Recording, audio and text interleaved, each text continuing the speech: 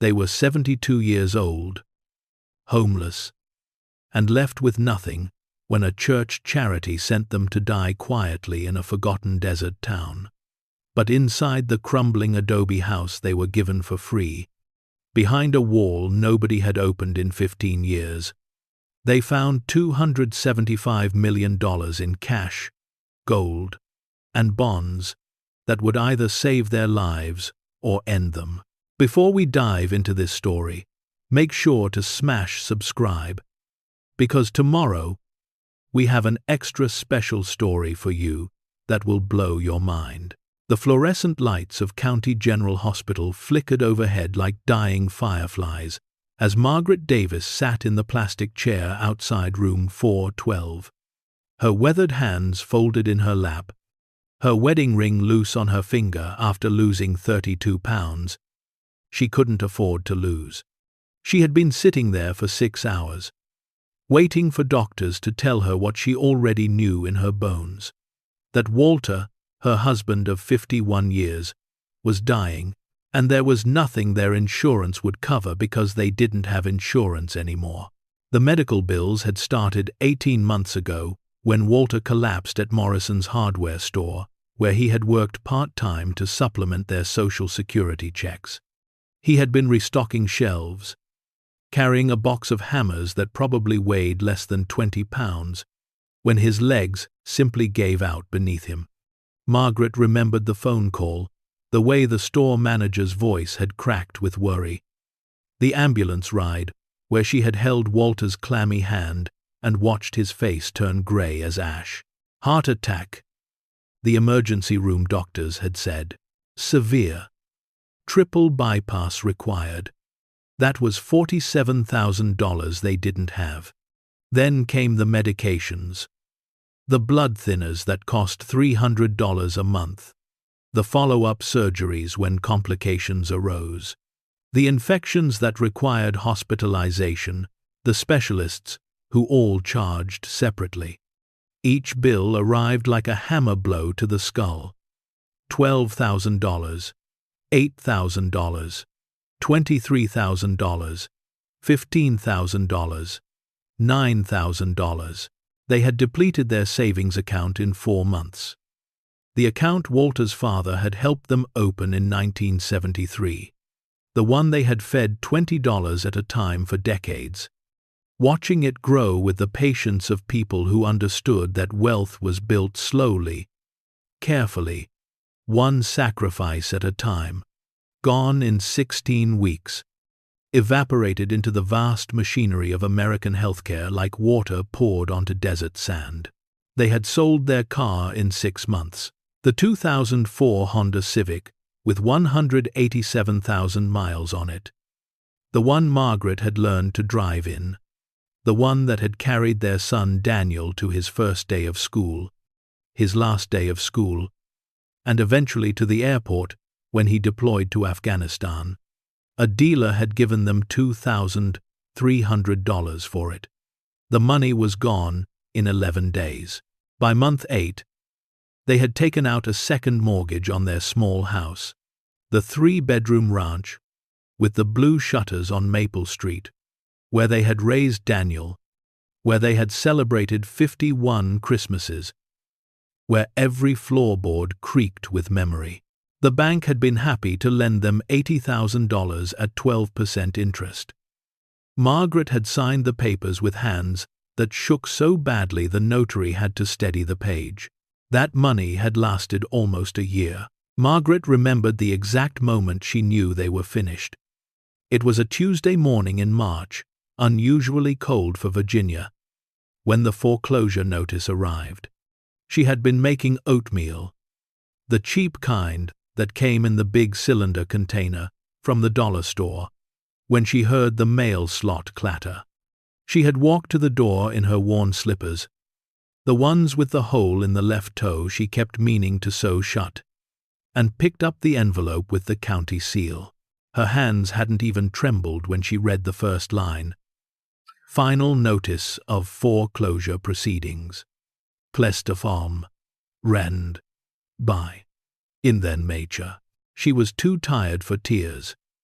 too hollowed out by 18 months of watching Walter deteriorate while their entire life dissolved around them.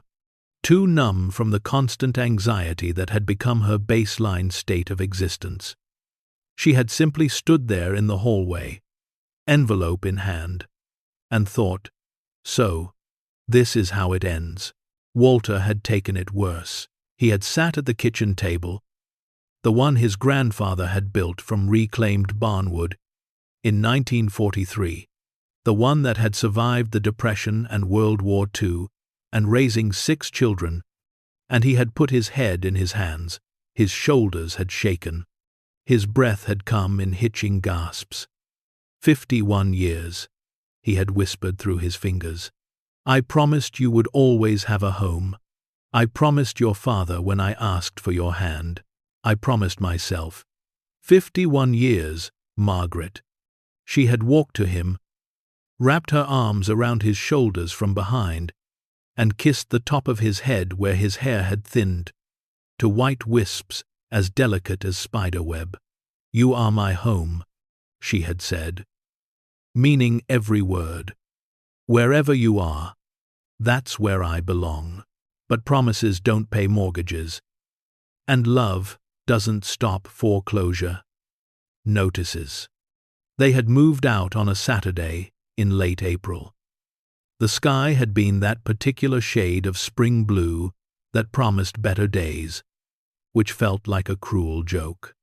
No family came to help because their only son Daniel had died in Kandahar province in 2007, stepping on an IED while on patrol, age 24, and Margaret's sister Helen had passed from ovarian cancer 3 years before that. Neighbors they had known for decades watched from behind curtains as Walter and Margaret loaded their remaining possessions into a borrowed pickup truck. The Hendersons, who lived next door for 40 years, didn't come outside. The Patels across the street, who Margaret had baked cookies for every Christmas, suddenly had urgent business inside their home. Only old Mr. Chen from 2 houses down had the decency to stand on his porch and wave, his eyes wet with tears he didn't try to hide. They loaded the truck with what they could carry. 3 boxes of clothes that still fit their shrinking frames. 2 boxes of photographs, because memories weighed nothing but meant everything. Walter's tools, because a man holds on to what he knows how to use. Margaret's sewing machine, because she had sworn she would never abandon the singer her mother had given her in 1968. And the quilt her grandmother had stitched during the Great Depression. Each square telling a story of survival. Everything else, the furniture that had filled their home, the dishes they had eaten from for half a century, the books they had read and reread, the lamps and rugs and picture frames, and all the accumulated evidence of a life lived, had been left behind. The bank would sell it all. Some stranger would buy their memories for pennies on the dollar at an estate sale. They had spent 2 months living in that borrowed truck, parked behind First Baptist Church on Washington Street. The church didn't officially allow it, but Pastor Gene was a soft-spoken man with kind eyes who pretended not to notice the elderly couple sleeping in the cab of a Ford F-150 every night. He had quietly given them permission to use the church bathroom, to fill water bottles from the fountain, to plug their phones into the outlets in the fellowship hall. The congregation brought them meals sometimes, casseroles in disposable aluminum pans, sandwiches in paper bags. A woman named Beth, who worked as a nurse, brought them first aid supplies and vitamins, though they could never quite bring themselves to tell her those vitamins couldn't replace Walter's heart medications, which they could no longer afford. Walter's health deteriorated without the prescriptions. Margaret watched him grow grayer, thinner, slower. His breathing became labored. His ankles swelled. His lips took on a bluish tinge that terrified her in the middle of the night, when she woke to check if he was still breathing. She held his hand at night in the cramped truck cab, their bodies pressed together, not from passion, but from necessity and fear, and she prayed for a miracle, even though she had stopped believing in those somewhere around the time the medical bills started arriving. The miracle came in the form of Pastor Jean. He approached them one morning in late June, as they were folding the blankets they used as cushions against the truck's hard seats. The Virginia heat was already oppressive, the sun beating down with the kind of intensity that promised another 100-degree day. "Walter, Margaret," he had said, sitting on the tailgate of their truck, "I need to talk to you about something." They had braced themselves for the inevitable. The church board had complained. They had to leave. They understood. They were grateful for the 2 months. They would figure something out, but Pastor Jean had surprised them. "There's a program," he had said, pulling out a worn brochure from his jacket pocket, "run by a coalition of churches across the Southwest. Small desert towns that are dying, populations shrinking, young people leaving, houses sitting empty. They are trying to bring people back, offer homes to folks who need them. No rent, no mortgage, just property taxes, which are basically nothing out there." Walter had been skeptical. His whole life had taught him that free things came with hidden costs. "What's the catch?" Pastor Jean had smiled sadly. "The way people do when they are about to tell you something you won't want to hear but need to know. The catch is, it's the middle of nowhere. No hospitals nearby, no grocery stores, barely any people. The towns are dying because life there is hard. Desert climate, extreme heat, isolation, but it's living. It's shelter. It's a chance." Margaret and Walter had looked at each other in that way couples do after 50 years together, communicating entire conversations without speaking a single word. Their eyes said, "We are out of options. We cannot survive another month in this truck. Walter is dying. We have nothing to lose because we already lost everything." "Where?" Walter had asked, his voice hoarse. "Town called Dusty Springs, Arizona. About 3 hours south of Phoenix, middle of the Sonoran Desert. Population 93, last I checked. They have a house available. Adobe construction. Been empty about 15 years. It's yours if you want it." "For how long?" Margaret had asked, suspicious of temporary solutions. "Next to Sapau, permanently. Free and clear. You just pay annual property taxes. Then, free and quote, how much are the taxes?" Pastor Jean had checked his notes. $286 per year. Walter had blinked. "A year? Not a month?" "A year. Desert property in the middle of nowhere has no value, but the house is structurally sound. It has a well, solar panels, the basics. It will keep you alive." Margaret had felt tears prick her eyes for the first time in months. She had thought she was too dehydrated, too depleted to cry anymore. But the idea of walls around her again, of a door she could lock, of a roof overhead that she didn't have to share with insects and Virginia humidity, it broke something loose inside her chest. "When can we go?" she had whispered. 3 weeks later, they were in a donated minivan driven by Beth, the nurse from the church, a woman in her 40s who had made this drive 17 times before, delivering desperate people to desperate places. She knew all the rest stops, all the cheapest gas stations, all the motels that would let you use the bathroom without buying something. The journey took them down Interstate 81 into Tennessee, then west on Interstate 40 through Nashville and Memphis and Little Rock. They drove through Oklahoma and the Texas Panhandle, through landscapes that grew progressively flatter and browner and emptier. Then south into New Mexico and finally Arizona, where the earth turned red and the sky grew so vast it seemed to swallow everything.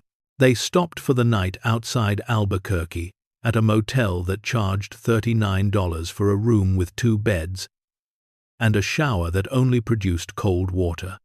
Margaret had stood under that cold stream for 20 minutes, washing away 2 months of truck-living grime, crying into the tile wall where Walter couldn't hear her. The second day took them through the Sonoran Desert.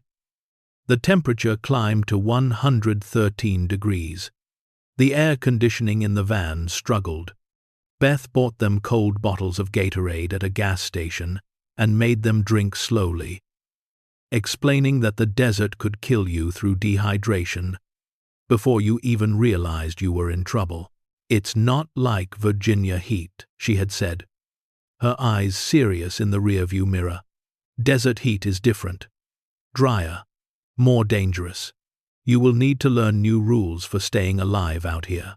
The highway gave way to smaller roads, then to 2-lane blacktop, then to dirt roads that rattled the van's suspension and coated everything with fine red dust. Civilization disappeared behind them. They passed through towns that were little more than names on signs. Red Rock, population 41. Copper Hills, population 18. Places that had once thrived during mining booms or railroad expansions, and now clung to existence like lichen on stone. "It's not much," Beth had said as they approached Dusty Springs, her voice carrying a warning wrapped in kindness. "But the people who are there, they look out for each other. Have to. Really. No one else will." The town appeared like a mirage shimmering in the afternoon heat. A cluster of low adobe buildings scattered across the desert floor. A water tower with peeling paint that read Dusty Spur because the last few letters had flaked away.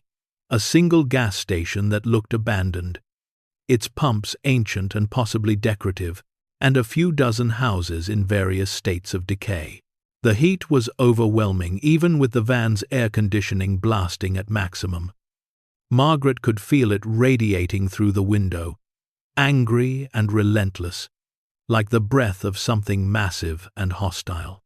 She tried to imagine living in this heat, sleeping in it, breathing it, and her mind simply couldn't construct the reality. Beth pulled up to a small adobe house at the eastern edge of town, separated from the other structures by 100 yards of scrub brush, rock, and sand. The building was the color of the desert itself, as if it had grown organically from the earth. Flat-roofed, with small windows like suspicious eyes, and a heavy wooden door that looked like it had weathered decades of sun and wind and disappointment. Cracks spider-webbed across the exterior walls. The yard, if it could be called that, was nothing but dirt, rocks, and a few skeletal plants that had mastered the art of surviving on almost nothing. A rusted metal chair sat tilted in the dust. A length of chain-link fence sagged in a hopeless perimeter. "This is it," Beth said, turning off the engine. The sudden silence was profound, broken only by the ticking of the cooling motor. "It's been empty for about 15 years. Last occupant was a man named Theodore. Kept to himself, paid his property taxes on time, then just vanished one day. The church coalition was able to acquire it through a tax sale last year." Walter stared at the house. His face was gray, his breathing shallow. 15 years? Why did it sit empty that long? Beth shrugged. "No one wanted it, I guess. Too isolated, too hot, too much of everything that makes life hard. But it's yours now, free and clear, as long as you pay the annual property taxes. $286. Margaret repeated quietly, as if saying it aloud would make it more real. "That's right. Desert property has no value when it's this remote. But the house has a well that still works, solar panels that mostly function, and it's structurally sound. The coalition had someone inspect it. It will keep you alive. That's about all I can promise." Margaret felt tears prick her eyes again. Such a modest promise. Such low expectations. It will keep you alive. Not make you comfortable. Not bring you happiness. Not restore what you had lost. Just keep you breathing. Keep your heart beating. Keep you existing. And somehow, that felt like the most generous gift anyone had offered them in 18 months.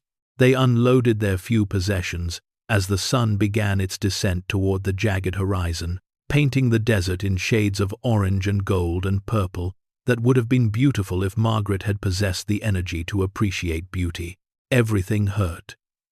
Her back from sleeping in the truck, her knees from climbing in and out of the van, her heart from the accumulated weight of loss. Beth helped them carry boxes inside, showing them how to work the solar panel system, which involved more switches and caution than Margaret expected. She demonstrated the well pump, an ancient contraption that groaned and shuddered before producing water that smelled faintly of minerals and tasted like copper.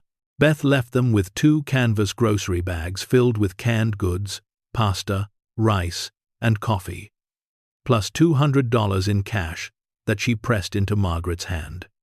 "There's a general store in town. Ruth runs it. She can be prickly, but her prices are fair. Make this last as long as you can." She hugged them both tightly, her eyes glistening with tears she tried to hide.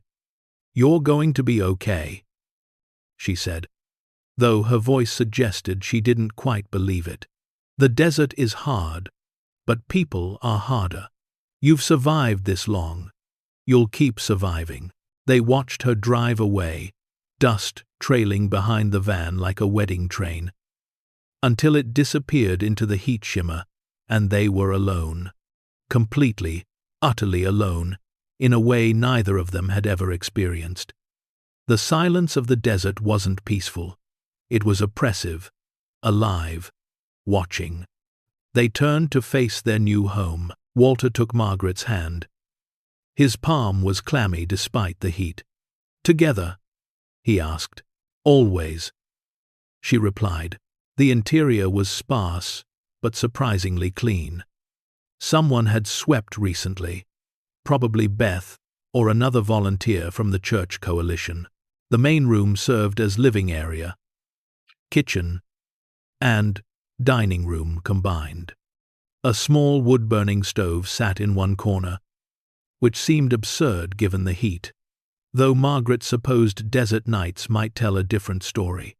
A counter with a single basin sink, open shelving instead of cabinets, a card table, and 2 folding chairs that looked like they had been donated from a church basement.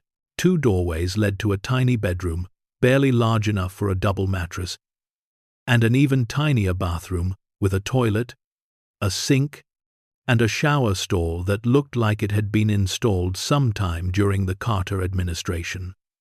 The floors were poured concrete, smooth, and cool to the touch. The walls were thick adobe, probably 18 inches deep, which explained why the interior was noticeably cooler than outside. Everything was the color of sand. Tan, beige, brown, the palette of survival. That first night, they lay on the bare concrete floor of the bedroom, too exhausted to set up their air mattress, too overwhelmed to do anything but exist. The desert beyond their walls came alive with sounds they didn't recognize. Coyotes yipping in the distance, the rustle of things moving through brush, the occasional scream of something being caught by something else. Margaret reached for Walter's hand in the darkness. "We made it," she whispered. "We're still here, together," he replied, his voice hoarse with emotion and possibly fluid building up in his lungs again. They survived the first week through sheer stubbornness, and the kind of determination that comes from having no alternative. The heat was brutal, regularly exceeding 110 degrees during the day, sometimes reaching 115 or 116. The solar panels provided enough electricity for a small oscillating fan and 2 LED light bulbs, but nothing more. No air conditioning, no refrigerator, no television, no computer, no connection to the world they had left behind. They learned to move slowly, conserving energy like it was a finite resource, which it was. They stayed inside during the hours between 10 in the morning and 6 in the evening when the sun was actively hostile. They wrapped wet towels around their necks, letting evaporation cool them. They drank water constantly, forcing themselves past the point of thirst until their stomachs sloshed. Water came from the well, hand-pumped into plastic jugs, tasting of minerals and earth but drinkable after boiling. Margaret boiled everything on a small propane camp stove they had bought with part of Beth's $200.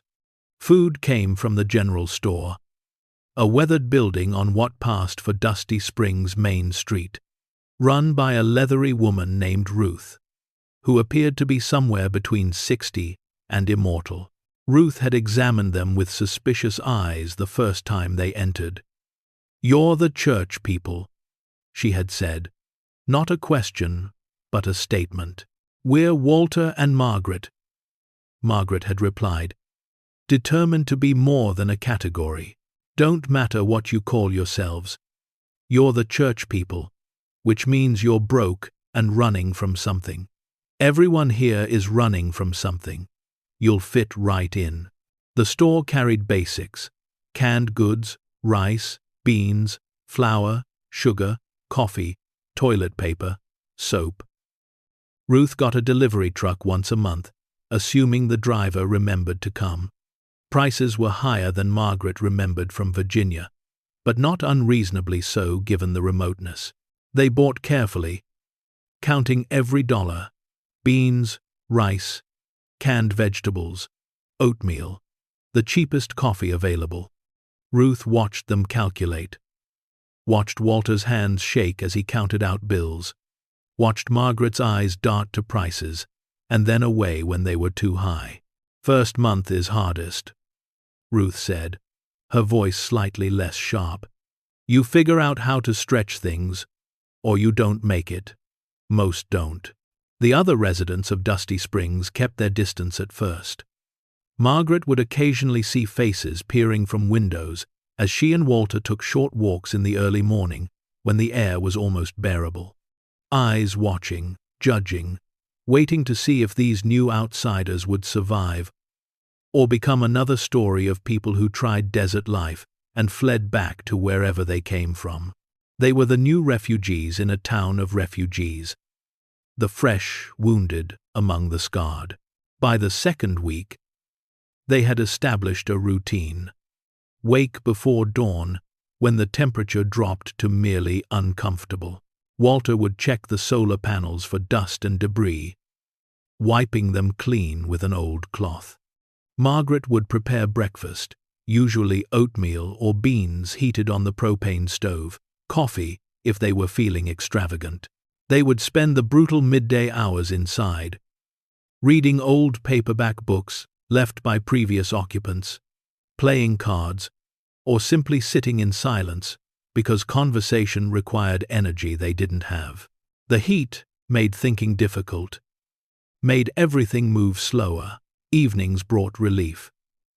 The desert cooled rapidly after sunset, the temperature dropping 30 or 40 degrees within an hour.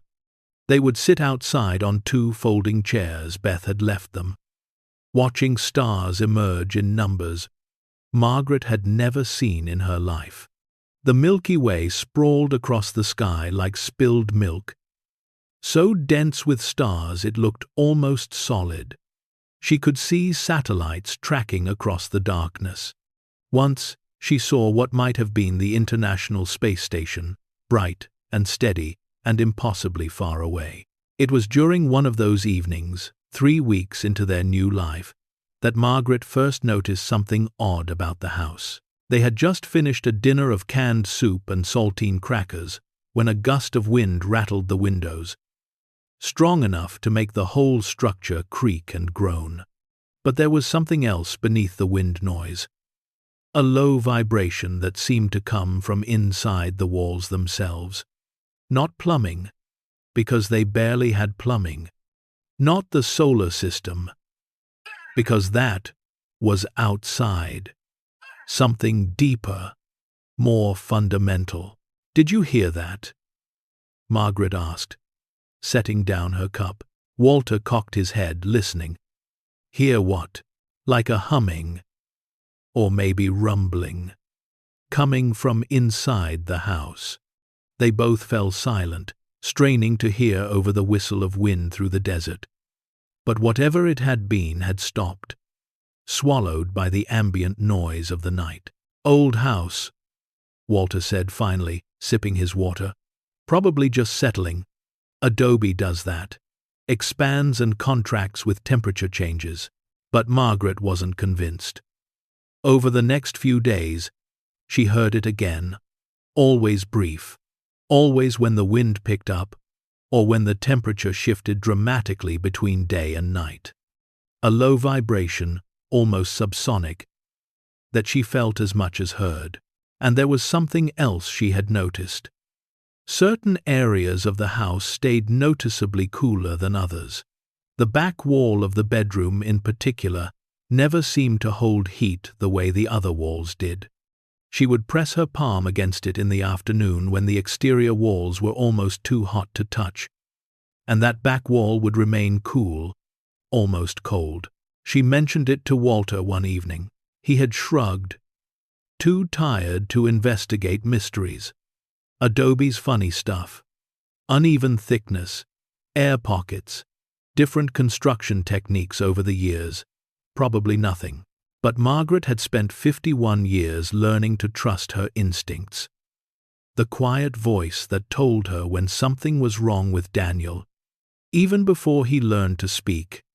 The intuition that had saved Walter's life once when she insisted he see a doctor about chest pain he wanted to ignore. And her instincts told her something about this house didn't add up. She started paying closer attention, running her hands along walls when Walter napped, tapping surfaces gently and listening for hollow sounds, studying the way the afternoon light fell through the small windows and revealed irregularities in the construction. The house was small enough that she could explore every visible inch in a single afternoon. Yet she felt like she was missing something, like the building itself was keeping a secret. The bedroom wall bothered her most. It should have been an exterior wall, facing east into the desert. But when she walked outside and measured the distance, something felt wrong. The interior bedroom felt smaller than the exterior dimensions suggested. Not dramatically, just a few feet. Enough to notice if you were paying attention. Enough to hide something. She didn't mention this to Walter. He was struggling enough with the heat and his declining health. She didn't need to add paranoid speculation about mysterious walls to his burdens. Instead, she filed the observation away, adding it to the growing list of small mysteries that surrounded their new home. Why had Theodore, the previous owner, lived here for years and then vanished? Why had the house sat empty for 15 years when property was so cheap anyone could have claimed it?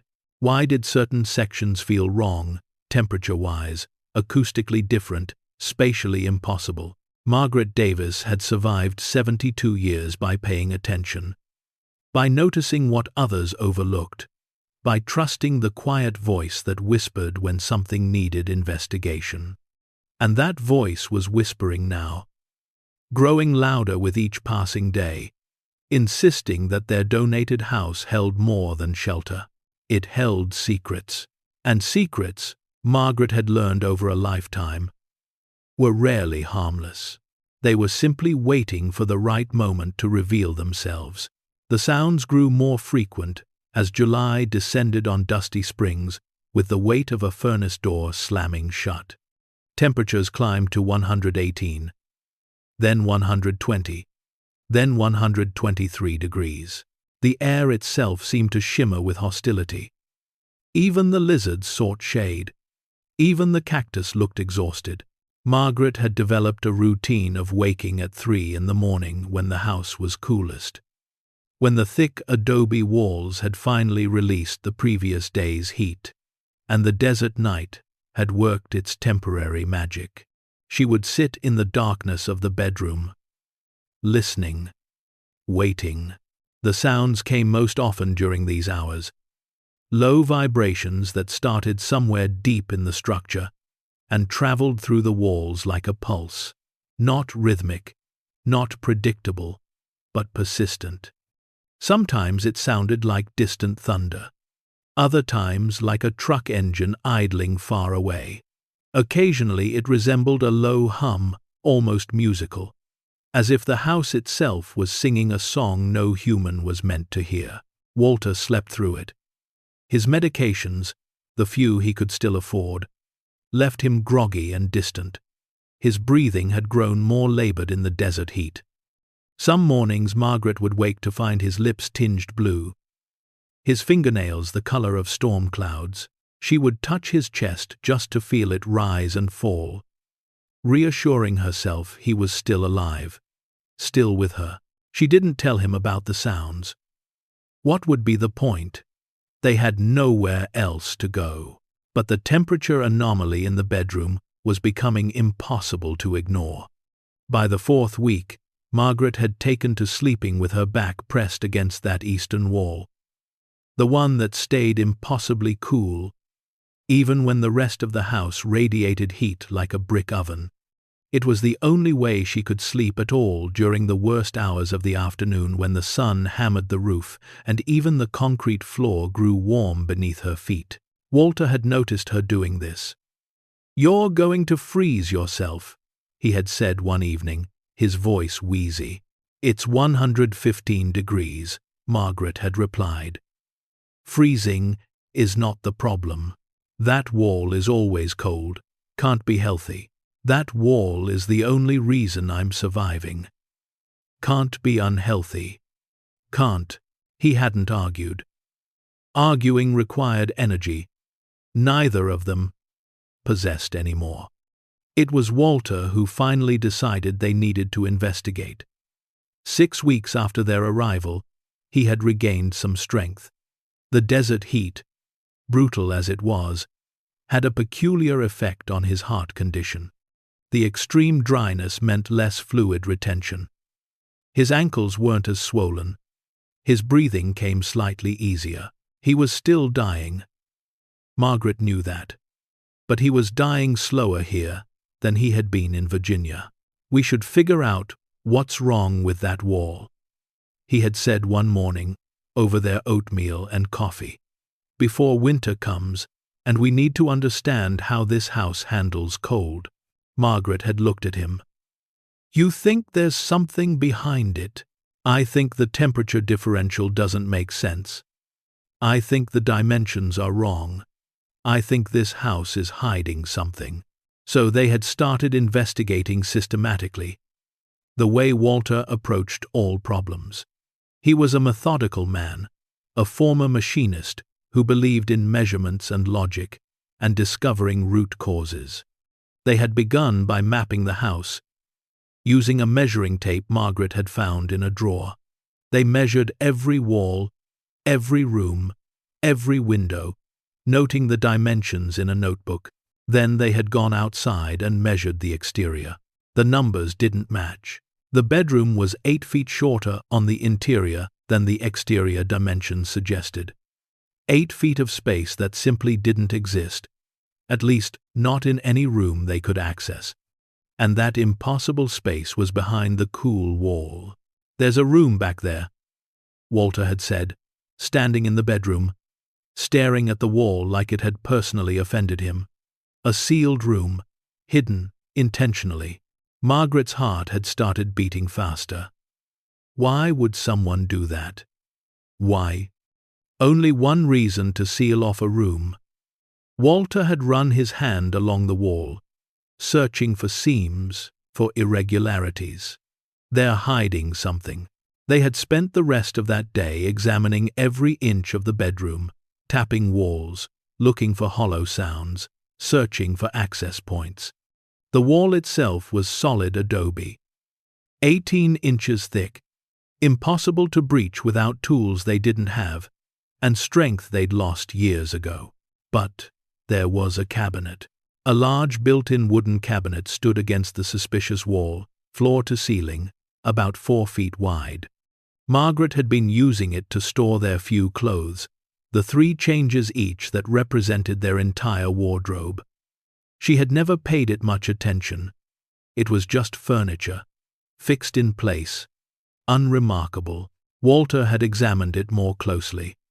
The cabinet was old, handmade, constructed from solid wood that had darkened with age and desert dryness. The doors hung slightly crooked, no longer closing flush. The shelves inside were rough-cut, unfinished. Someone had built this with skill, but not much concern for aesthetics. "This thing's not moving," Walter had said, trying to rock it away from the wall. "Must be anchored to the floor, the ceiling, and the wall behind it." Margaret had helped him empty the shelves completely, piling their few clothes on the bed. With the cabinet empty, Walter had crawled inside, flashlight in hand, examining every joint and seam.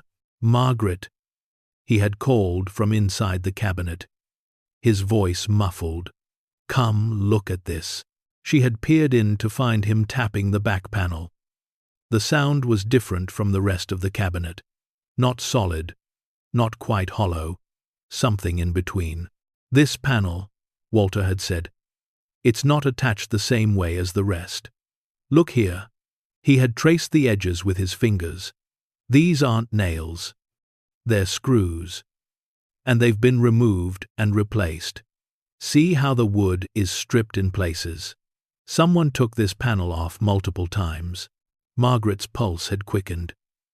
"You think it's a door? I think it's something." Walter had pulled out the pocket knife he'd carried for 40 years, the one his father had given him on his 16th birthday. He had worked the blade into the seam between the back panel and the cabinet frame, gently prying. The wood was old and dry. It gave more easily than Margaret expected. A small gap appeared, then larger. Walter had worked his way around the entire perimeter, carefully loosening the panel until it sat free in its frame, held in place only by friction and decades of paint. "Ready?" he had asked. Margaret had nodded, though she wasn't sure what she was ready for. Walter had grasped the edges of the panel and pulled. It had come free with a sound like tearing cloth, pulling away from the frame and revealing not the solid adobe wall Margaret had expected, but darkness. An opening. A space beyond. The smell that emerged was strange. Not musty or moldy as she'd expected from a sealed space. Dry, preserved, like opening a tomb in a desert climate where nothing decayed because nothing could grow. Walter had grabbed the flashlight and shone it through the gap. He had gone completely still. The kind of still that meant his brain was trying to process something it couldn't quite accept as real. Margaret had watched his face in the reflected light, watched his expression shift from curiosity to confusion to something that might have been fear. "What?" she had whispered. "What do you see?" He hadn't answered, just stared. Margaret had pushed past him, taking the flashlight from his unresisting hand, and looked for herself. The flashlight beam had cut through the darkness, illuminating a space roughly 12 feet deep and 10 feet wide. The floor was concrete. The walls were unpainted adobe. And stacked along those walls, organized with almost military precision, were boxes, dozens of them. Bankers' boxes, the kind with lids, stacked 3 and 4 high. But that wasn't what had stolen Margaret's breath. Between the boxes, lined up like soldiers, were gold bars, real gold bars, stamped and sealed, and catching the flashlight beam like captured sunlight. She could see official markings on them even from where she crouched. Government seals, serial numbers. These weren't decorative, they were real. And on a metal shelving unit against the far wall were leather portfolios, document holders, and what looked like bundles wrapped in plastic, organized and labeled with a care that suggested they mattered deeply to whoever had placed them there. "My God," Margaret had breathed. "Walter, what is this?" He had found his voice finally, shaky and thin. "I don't know, but Margaret, we need to be very, very careful." They had stared into that hidden room for several minutes, neither one moving, neither one willing to be the first to cross the threshold into whatever this was. Finally, Walter had spoken. "We should go in. We need to see." Margaret's practical side had reasserted itself. "We should think about this first. That room has been sealed for 15 years. We don't know why. We don't know what we're dealing with. We're dealing with our house," Walter had said firmly. "Our home. We have a right to know what's in it." He had crawled through the opening first, moving slowly, testing each footstep as if the floor might give way. Margaret had followed, flashlight in hand, her heart hammering so hard she could feel it in her throat. The space was cooler than the rest of the house, she'd noticed immediately. That explained the temperature differential. This room was like a natural refrigerator, insulated by thick walls on all sides, protected from the desert heat. Whoever had built it had understood thermal dynamics. Walter had approached the nearest banker's box and carefully lifted the lid. Margaret had moved beside him, shining the flashlight down. Cash. Bundles of cash. $100 bills, neatly banded, stacked with precision. Each bundle was wrapped with a paper band, stamped with $10,000 in faded ink. Walter had picked up one bundle with trembling fingers, fanning the bills like cards. Old, but real. The dates on them ranged from the 1990s to the early 2000s. "How many bundles in this box?" Margaret had asked, her voice barely audible. Walter had counted. 25. Maybe 30. That's $300,000. In one box, they had looked at the room, counted boxes, at least 50 of them, maybe more. "This can't be real," Margaret had whispered. "This is not possible." But Walter had already moved to the gold bars. He had lifted one with both hands, grunting with the effort. 400 ounces. He had read from the stamp. Pure gold. Government issue. "Margaret, these are worth maybe $700,000 each. How many are there?" He had counted, pointing with the flashlight. "I see 20, maybe more behind these boxes." Margaret had done the math in her head. The numbers too large to feel real. That's $14 million, just in gold, plus the cash, Walter had added. "If every box has the same amount, that's another 15 million, at least," reported Walter. They had stood in silence, processing. Then Margaret had noticed the leather portfolios on the shelving unit. She had moved to them carefully, as if they might explode. The first one she opened contained bearer bonds, financial instruments that functioned like cash, payable to whoever held them. She didn't understand all the details, but she recognized the format from her father's estate. He'd had one worth $5,000. These weren't worth $5,000. The first bond she examined was for $10 million. She had checked another. 20 million. Another. 5 million. Her hands had started shaking so badly she almost dropped the portfolio. "Walter, there are bonds here. Millions of dollars in bonds. Tens of millions." He had come to her side, examining them in the flashlight beam. Bearer bonds. Untraceable. Basically cash in paper form. Why would someone have these? Someone who didn't want banks or governments tracking their money. Margaret had opened another portfolio. This one contained stock certificates. Old-fashioned paper certificates for shares in major corporations. IBM, General Electric, AT&T. The dates ranged from the 80s through the early 2000s. Each certificate represented thousands of shares, millions of dollars in value. The next portfolio had contained something different. Documents, photocopies of bank records, spreadsheets covered in numbers, handwritten notes in margins. Margaret had pulled out a random page and scanned it by flashlight. Wire transfer records. Money moving between accounts. Shell corporations with names like Desert Holdings LLC and Sonoran Financial Trust. Amounts that made her eyes water. $8 million, $12 million, $35 million. And in the margins, handwritten notes. Sinaloa Cartel, Mexico City source, launder through SW Savings. Her blood had turned cold. "Walter," he had looked at the document. His face had gone gray. "This is evidence. Money laundering evidence." They had stood frozen, understanding crashing over them like a wave. This wasn't just hidden money. This was criminal money. Evidence of crimes. Money and documentation that someone had stolen and hidden. Hoping to, what? Turn it in? Use it? Both?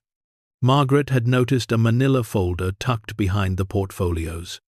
She had pulled it out with hands that wouldn't stop trembling. Inside were newspaper clippings, yellowed with age. The headline on the top clipping read, "Whistleblower Missing. After Testimony Against Southwest Savings Consortium." The article was dated October 2008, 17 years ago. It included a photograph of a thin man in his 50s, with worried eyes and thinning hair. The caption read, "Theodore Finch, Senior Loan Officer at Southwest Savings and Trust, disappeared 3 days before scheduled grand jury testimony." Margaret had read aloud, her voice shaking. Theodore Finch, a senior banking officer who was cooperating with federal investigators, vanished from his Phoenix apartment on October 14th. Finch had been providing evidence of alleged money laundering operations involving Mexican drug cartels and several regional banks. His disappearance has effectively ended the prosecution's case, as he was their primary witness. Walter had taken the clipping, studying the photograph. "That's him. The man who lived here. The man who disappeared 15 years ago." Margaret had continued reading. Finch claimed he had evidence of over $800 million in cartel money being laundered through legitimate banking channels between 2003 and 2007. He alleged bank executives, compliance officers, and state regulators were complicit. The FBI described his disappearance as suspicious and potentially fatal. "He didn't disappear," Walter had said slowly. "He ran.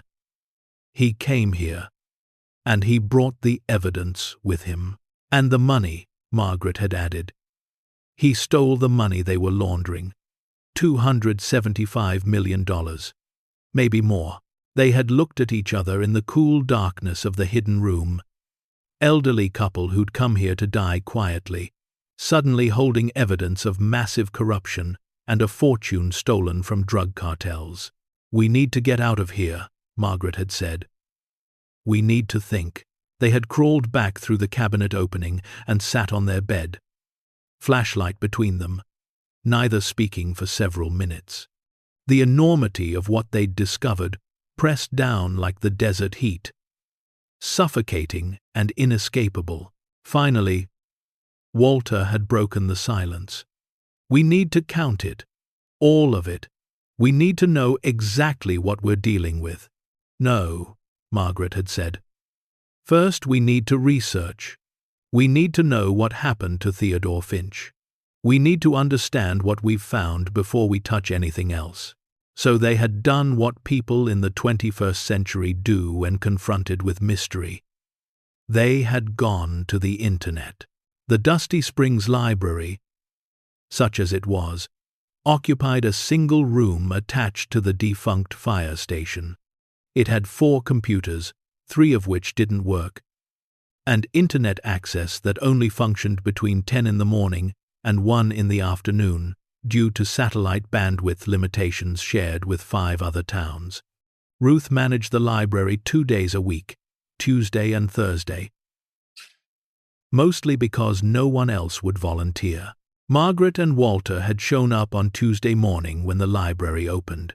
Ruth had looked surprised to see them. "Didn't think you two were readers," she had said. "We need to use the computer," Margaret had replied. "Research something," Ruth had shrugged. "Knock yourself out. Internet is slow. Printer costs $1/4 per page if you need hard copies." They had taken the one functioning computer in the corner, Margaret sitting at the keyboard while Walter stood behind her, watching the screen. She had typed Theodore Finch, Southwest Savings Whistleblower, into the search engine, and waited for the painfully slow connection to load results. What they had found was disturbing. Theodore Finch had been exactly what the newspaper article suggested. A mid-level banker who had stumbled onto evidence of massive criminal activity. For 2 years, he had cooperated with the FBI, wearing a wire, copying documents, building a case against his employers and the cartels they served. The prosecution had built an indictment that would have destroyed Southwest Savings and sent executives to prison for decades. But when Theodore disappeared, the case collapsed. Without their star witness, without his testimony, without the ability to authenticate the documents he'd provided, prosecutors had nothing that would survive cross-examination. The bank had paid a fine of $50 million, admitted no wrongdoing, and restructured. The cartel connections had never been proven. The executives had kept their jobs and their freedom. Theodore Finch had become a cautionary tale. The whistleblower who vanished, probably murdered, possibly paid off, definitely gone. But now Margaret and Walter knew the truth. Theodore hadn't been murdered in Phoenix. He'd fled to Dusty Springs. He'd bought the house through a shell corporation, using cash to avoid leaving a paper trail. He'd built the hidden room or discovered it already existing. He'd stolen money and evidence from the very people he was exposing, and hidden it all in the middle of the desert where no one would think to look. Why didn't he use it? Margaret had asked, staring at a photograph of Theodore on the screen. Why hide $275 million and live in poverty in the desert? Walter had thought about that. Maybe he was waiting for the heat to die down, waiting until it was safe to surface. Or maybe, Margaret had said slowly, he couldn't live with himself if he used dirty money. Maybe he meant to turn it all in eventually. Then why didn't he? Margaret had opened another search result. This one from a cold case database. Because something happened to him before he could. The screen had showed a missing persons entry for Theodore Finch, last seen in Phoenix in October 2008. Never found, presumed deceased, as of 2015, when he was declared legally dead. No body had ever been recovered. He died here, Walter had said quietly, in Dusty Springs, and no one knew. The house sat empty because no one realized he'd bought it under another name. They had spent 3 hours researching, printing articles at 25 cents per page, learning about Southwest Savings collapse and restructuring, about the cartel investigations that went nowhere, about the money that had been seized, but most of which had never been recovered. By the time they left the library, they understood exactly what they had found: evidence of the biggest banking scandal in Arizona history, and a fortune stolen from criminals who would absolutely kill to get it back. "We need to make a decision," Walter had said as they walked back to their house in the brutal midday heat. "Keep it, turn it in, or pretend we never found it." "Can we keep it?" Margaret had asked. "Legally, morally." "I don't know about legally. Morally," Walter had trailed off. "It's dirty money, Margaret. Cartel money. Money from drugs and death and suffering. But the cartels can't claim it," Margaret had pointed out. "They can't exactly file a police report saying someone stole their laundered drug money. No. But they can send people to get it back. People who don't file reports. People who make problems disappear." They had reached their house and stood outside in the shade of the small overhang. The heat radiated off the desert floor in visible waves. A lizard scurried past their feet, fleeing from nothing they could see. "If we turn it in," Margaret had said, "we get nothing. Maybe a small reward. The government seizes everything, and we're back where we started. 2 old people living in poverty waiting to die." "If we keep it," Walter had countered, "we're targets. Anyone looking for this money, anyone who knows it existed, they'll come here eventually. And we can't exactly spend it. Can't deposit $275 million without answering a lot of questions. If we pretend we never found it," Margaret had finished, "we stay poor and scared, living on top of a fortune we can't use, waiting for someone to discover what we know." They had stood in silence, contemplating impossible choices. Finally, Margaret had spoken. "We do nothing. Not yet. We seal the room back up. We go about our lives. We give ourselves time to think, to plan, to figure out the right move. No one knows we found it. No one's coming immediately. We have time." Walter had nodded slowly. "How much time? I don't know. But rushing into a decision this big is how people make fatal mistakes." So they had returned to the bedroom, crawled back through the cabinet, and spent the rest of the afternoon carefully documenting everything in the hidden room. Margaret had used their cheap digital camera to photograph every box, every gold bar, every document. Walter had taken detailed notes, counting and cataloging with the precision of someone who understood that details mattered. The final tally was staggering: 62 bankers' boxes containing approximately 25 bundles each of $100 bills. That was roughly $155 million in cash. 28 gold bars at 400 ounces each. Current market value, approximately $750,000 per bar. That was $21 million in gold. Bearer bonds totaling $95 million. Stock certificates worth an estimated $4 million. And boxes of documents, evidence, recordings, and files that could destroy careers and send powerful people to prison. Total value, $275 million. Roughly. Possibly more, depending on what else they hadn't examined closely. They had crawled back out, replaced the back panel of the cabinet, and loaded their clothes back onto the shelves. From the outside, nothing looked disturbed. The cabinet was just a cabinet. The bedroom was just a bedroom. That night, lying in their bed, Margaret and Walter had held each other in the darkness. "No one can know," Margaret had whispered. Not yet. Not until we understand what to do. Not Ruth. Walter had agreed. Not the other people in town. Not Beth or Pastor Jean. No one. Are you scared? Walter had asked. Well, Walter. Margaret had thought about that. Scared seemed inadequate for what she felt. Terrified was closer. But beneath the fear was something else. A spark of something she hadn't felt in years. Possibility. The chance that their story wasn't over. That the last chapters might be different from what they'd expected. Yes, she had finally answered. I'm scared, but I'm also angry. Angry that people like Theodore Finch try to do the right thing and get killed for it. Angry that we lost everything because we got sick.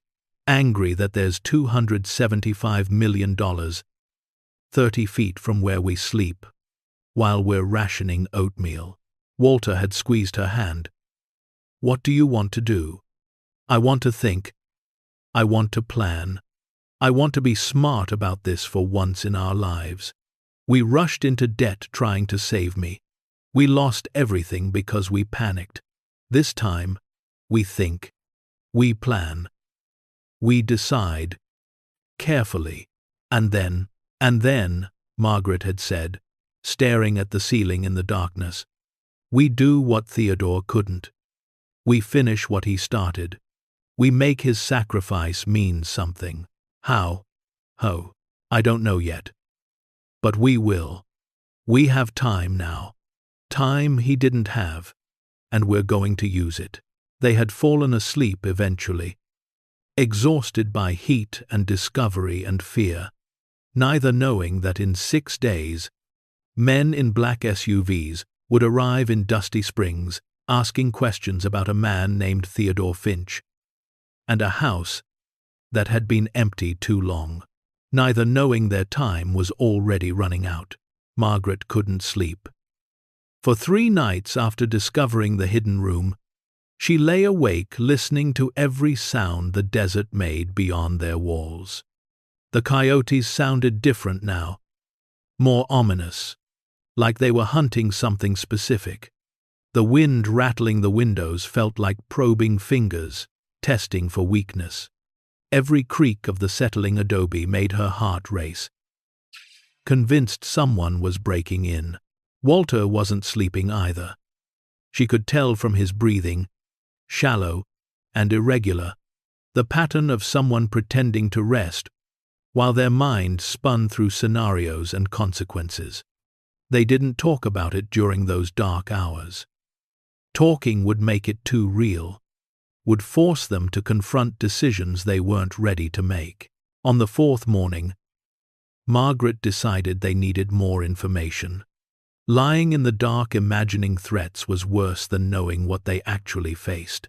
She dressed before dawn and walked to Ruth's general store when it opened at 7. Ruth was restocking shelves, her movements efficient and practiced. She looked up when Margaret entered, eyebrows raised. You're here early. Couldn't sleep, Margaret said, which was true. Heat's getting to me.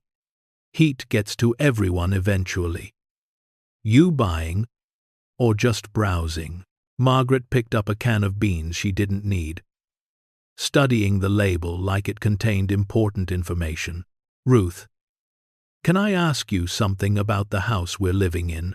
Ruth's expression shifted slightly, becoming more guarded. What about it? The man who lived there before us. Theodore, what can you tell me about him? Ruth set down the box she'd been holding. Why do you want to know? Just curious. He left some things behind. Books, mostly. Personal items. Wondered what kind of man he was. It was a lie, but a small one. There had been books in the house. Old paperbacks on the shelves that someone had read, judging by the cracked spines and dog-eared pages. Ruth studied Margaret for a long moment. Theodore Finch was a ghost. That's what kind of man he was. What do you mean? Showed up in Dusty Springs in late 2008. Paid cash for that house, through some company nobody'd heard of. Kept to himself, never talked about where he came from or what he was running from. And everyone here is running from something. So when a man doesn't even share the basics, you know it's bad. Margaret's pulse quickened. Did he seem dangerous? Dangerous, Ruth laughed, a dry sound like wind through dead leaves. No. Scared. Jumped at shadows. Came to the store maybe once a month. Bought the same things every time. Rice, beans, canned goods, batteries. Paid cash. Barely made eye contact. Left. Did that for about a year.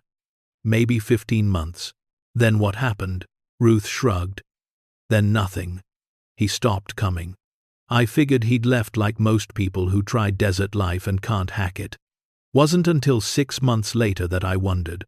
Asked around. Nobody'd seen him. His house still had lights at night. The solar panels were still clean. But no Theodore. Eventually the lights stopped. House just sat there. Nobody checked on him. This is Dusty Springs, not a neighborhood watch. People come here for privacy. You don't go knocking on doors asking nosy questions. Besides, he owned the property. It was his business if he wanted to disappear. Margaret felt a chill despite the heat already building outside. You think something happened to him? Ruth's eyes were sharp. I think men who pay cash for houses, in the middle of nowhere, and jump at shadows, don't usually have happy endings. But I also think that's none of my business. And it's none of yours either. Whatever Theodore Finch was running from, it died with him or it didn't. Either way, it's 17 years in the past. 15, Margaret corrected without thinking. He disappeared in 2008. That's only 17 years. Ruth's expression shifted to something harder. You're doing math awful quick for someone who's just curious about old books. Margaret realized her mistake. She'd revealed too much interest, too much knowledge. I'm just trying to understand the history of where we're living. That's natural, isn't it? Natural is minding your own business and being grateful you've got a roof. Ruth's voice had gone cold. Theodore Finch is gone. The house is yours now. Whatever else there is to know won't do you any good.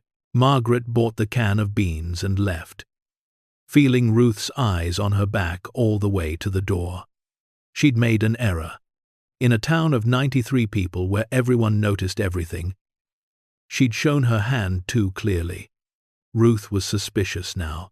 When she got back to the house, Walter was sitting at the small table, their notebook open in front of him. He'd been up for hours, she could tell. His eyes had that exhausted, hollow look that came from too much thinking and not enough rest. We need to be more careful, Margaret said, setting down the beans. I just talked to Ruth, asked about Theodore. I think I made her suspicious. Walter nodded slowly. We're not equipped for this, Margaret. We're not investigators or criminals. We're two old people way over our heads. So, what do we do? I think we need to know everything. Not just pieces. Everything. We need to go back to the library, research deeper. We need to understand exactly what Theodore was involved in, what the stakes were, what happened to the money he exposed. We need to know who might still be looking for it. Margaret sat down across from him. You think someone's still looking? After 17 years, $275 million. Walter's laugh was bitter. People have killed for a lot less and waited a lot longer. Cartels don't forget. Banks don't write off that kind of loss. Somebody, somewhere, remembers. They'd returned to the library on Thursday. Ruth's day to volunteer. Margaret had been relieved. She wasn't ready to face Ruth's suspicious eyes again so soon. A different volunteer was there, an elderly man named Frank, who barely acknowledged them when they took the computer in the corner. Walter had done most of the searching this time, his methodical nature suited to deep research. He'd started with the Southwest Savings and Trust scandal, pulling up every article, every court document, every piece of information available in the public record. The picture that emerged was darker than they'd imagined. Southwest Savings and Trust had been a mid-sized regional bank with branches across Arizona, New Mexico, and Southern California.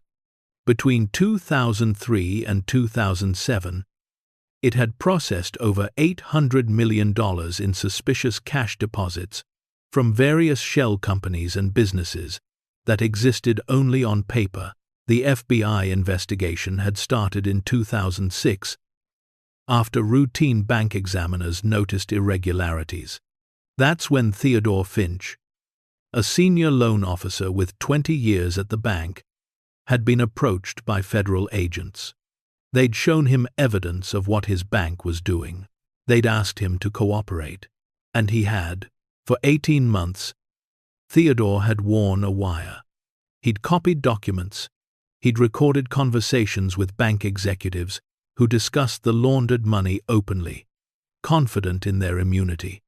He'd traced transaction chains that showed money from Mexican cartels flowing through legitimate businesses, getting cleaned, then invested in real estate, stocks, and other assets. The case the FBI built was devastating. It would have destroyed Southwest Savings and sent at least 15 people to prison, including the CEO, the chief compliance officer, and several board members. It would have exposed connections between the bank and the Sinaloa cartel, one of the most powerful drug trafficking organizations in the world. Then Theodore disappeared. Walter had found the exact date, October 14, 2008, 3 days before Theodore was scheduled to give grand jury testimony that would have sealed the case. He'd left his Phoenix apartment and vanished. No phone calls, no credit card usage, no trace. The FBI had investigated. They'd searched for months. The prevailing theory was that the cartel had found him and killed him, disposing of the body in the desert, where it would never be found. Without Theodore's testimony, without being able to cross-examine him, the defense had successfully argued that the evidence was tainted, possibly fabricated by a disgruntled employee. The case had collapsed. Southwest Savings paid a $50 million fine, admitted no wrongdoing, restructured, and continued operating under a different name. The executives kept their positions and their freedom. The cartel connections were never proven in court. But here's where it gets interesting, Walter had said, pulling up another document. Look at this. Filed 6 months after Theodore disappeared. It was a civil lawsuit buried in the court records. A Sinaloa cartel lieutenant named Hector Morales, currently serving life in federal prison on unrelated charges, had filed a claim alleging that approximately $275 million had been stolen from accounts connected to the Southwest Savings investigation. The lawsuit had been thrown out immediately. You couldn't sue to recover proceeds from drug trafficking. But the filing itself was significant. It confirmed that money had gone missing. A lot of money. Money the cartel desperately wanted back. Theodore didn't just run, Margaret had said, reading over Walter's shoulder. He stole their money. Every dollar they'd laundered through Southwest Savings that hadn't been seized yet. He took it before he disappeared. As insurance, Walter had added. He knew they'd come after him, so he took their money, their evidence, everything that could destroy them, and hid it where no one would think to look. In Dusty Springs, in our house. They'd sat in silence, the old computer humming, the implications washing over them like cold water. Theodore Finch hadn't been just a whistleblower. He'd been a thief who'd stolen from murderers. And now that money was sitting 30 feet from where Margaret and Walter slept every night. "There's more," Walter had said quietly. "Look at this." He'd pulled up a news article from 2010, 2 years after Theodore disappeared. 3 people connected to the Southwest Savings investigation had died. A bank executive named Richard Hartley, found shot to death in his Paradise Valley home, officially ruled a robbery gone wrong. An FBI agent named Sarah Chen, who'd worked the case, killed in a car accident that the police report noted had suspicious elements. And a journalist named Michael Torres, who'd been investigating the story, died from a supposed heroin overdose despite having no history of drug use. They were cleaning up, Margaret had whispered. Everyone who knew too much. Everyone except Theodore, Walter had said. Because they couldn't find him, Margaret's blood had run cold. But if they find his house, if they discover we're living here, if they think we might know where he hid things. She hadn't finished the sentence. She didn't need to. They'd returned home in silence, both lost in thought, both understanding that they weren't just sitting on a fortune. They were sitting on a target. The house itself was dangerous. Anyone looking for Theodore's hiding place would eventually trace the property records, would figure out he'd bought it through a shell company, would come to Dusty Springs asking questions. Maybe they already had. That thought struck Margaret as they approached their house. The desert looked the same. The street was empty as always. But something felt wrong. A prickling sensation at the back of her neck. The kind of instinct that had kept humans alive for millennia by alerting them to unseen predators. "Walter," she'd said quietly. He'd stopped walking. "What? Look at our door." Their front door was closed, just as they'd left it. But the dust on the threshold was disturbed. Someone had walked through recently, and they never locked the door because who would rob them in a town of 93 people where everyone knew they had nothing worth stealing? Walter had approached slowly. He'd pushed the door open. Nothing looked disturbed inside. Their few possessions were exactly where they'd left them, but the air felt different, like it had been stirred by movement. "Margaret." Walter had called from the bedroom. "Come here." She'd found him standing in front of the cabinet. The doors were open. Their clothes were still neatly stacked on the shelves. But one of Walter's shirts, the one that had been on the top of his pile, was now at an angle. Someone had moved it. Someone had been looking. They'd checked the back panel. Still in place. Still sealed. Whoever had searched the house hadn't found the hidden room. But they'd been looking for something. "We need to leave," Margaret had said. "Right now. We need to pack up and get out of here." "And go where?" Walter's voice was defeated. "We have no money, no car, nowhere to go. This is it, Margaret. This is the end of the line for us." She'd looked at him. At this man she'd loved for 51 years. At his grey face and tired eyes, and the defeat written across every line of his body. And something had shifted inside her. Some combination of fear and anger and desperation had crystallized into determination. "No," she'd said firmly. "We're not running. We ran from our house in Virginia. We ran from our old life. We're done running. This is our home now. And whatever's coming, we face it here. Margaret, we have $275 million. Walter, we have evidence that could destroy the people who did this. We have power. We just need to figure out how to use it." Before Walter could respond, they'd heard it. The sound of engines. Multiple engines. Growing louder, they'd rushed to the window. 2 black SUVs were driving slowly down the main street of Dusty Springs. moving with the predatory caution of hunters who'd caught a scent. The vehicles were expensive, new, completely out of place in a town where most people drove trucks from the 90s or didn't drive at all. The SUVs had slowed as they passed Margaret and Walter's house. Stopped. Windows too tinted to see inside. Engines idling. Watching. Margaret's heart had been pounding so hard she'd felt it in her ears. This was it. This was what they'd been afraid of.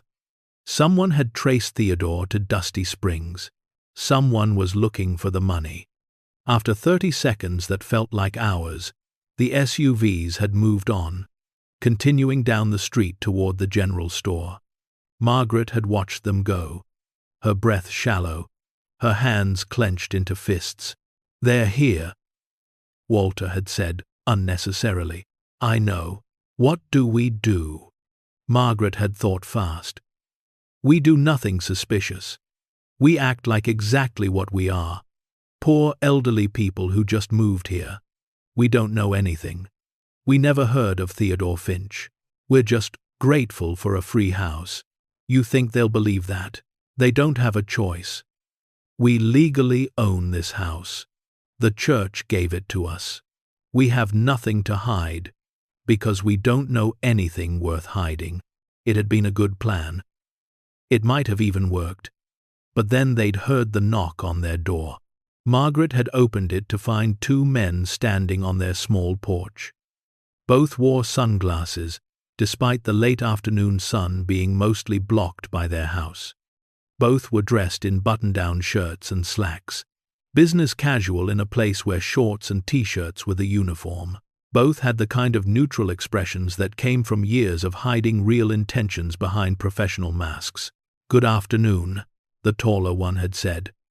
His voice was smooth, educated, carefully devoid of accent.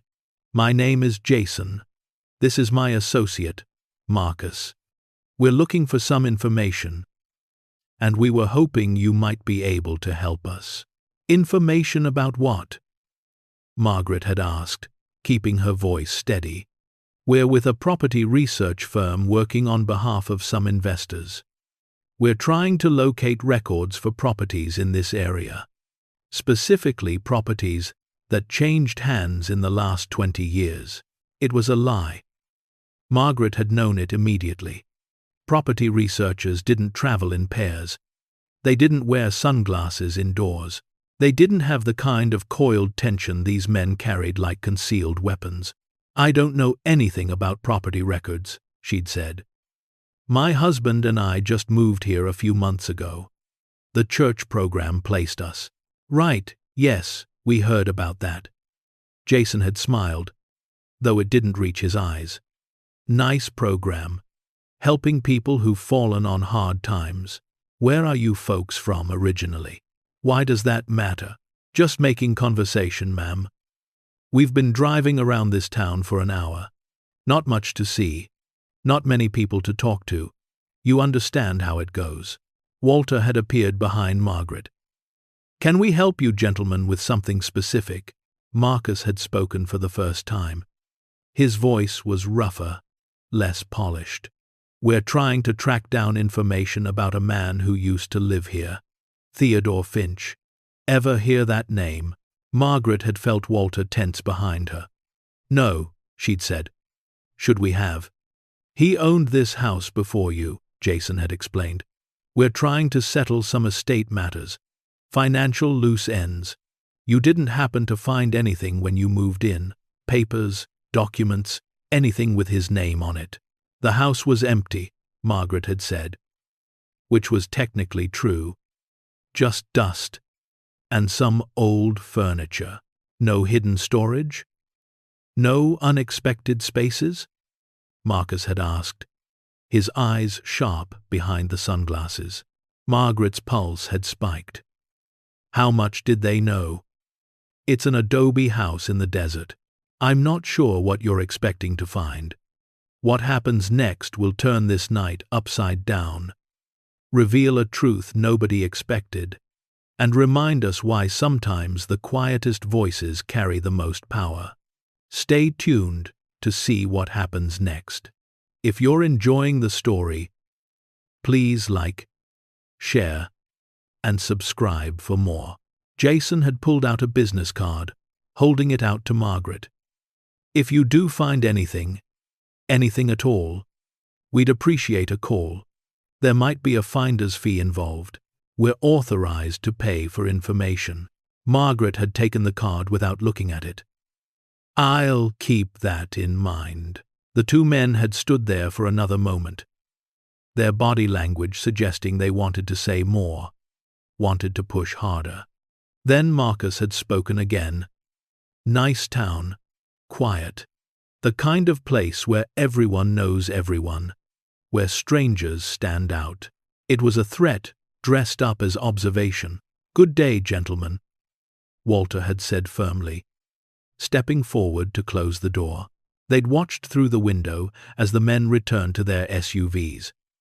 But instead of leaving town, the vehicles had parked near Ruth's store.